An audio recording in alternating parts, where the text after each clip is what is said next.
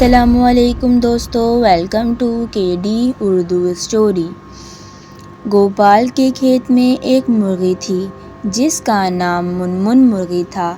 اس کا ایک چوزا تھا جسے گوپال کے گھر والے چنمن کے نام سے پکارتے تھے۔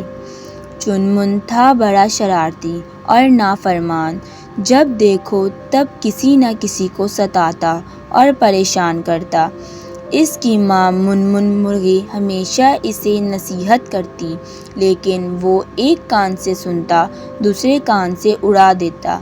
چنمن کو کھانے پینے کا بہت شوق تھا، ہمیشہ پیٹ سے زیادہ کھایا کرتا تھا اور پھر تکلیف میں مبتلا ہو جاتا۔ ماں اسے سمجھاتی کہ زیادہ کھانا نقصان دہ ہے، وہ اپنے چھوٹے منہ کا بھی خیال نہیں کرتا اور کبھی کبھی اپنے منہ سے بڑی چیزوں پر بھی بری طرح جھپٹ پڑتا۔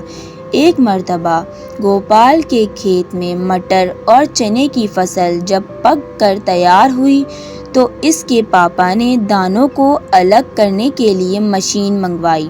دانے نکالنا شروع ہوئے تو چنمن کے منہ سے رال ٹپکنے لگی اور اس نے ایک مٹر کا دانہ چکھنے کی کوشش کی۔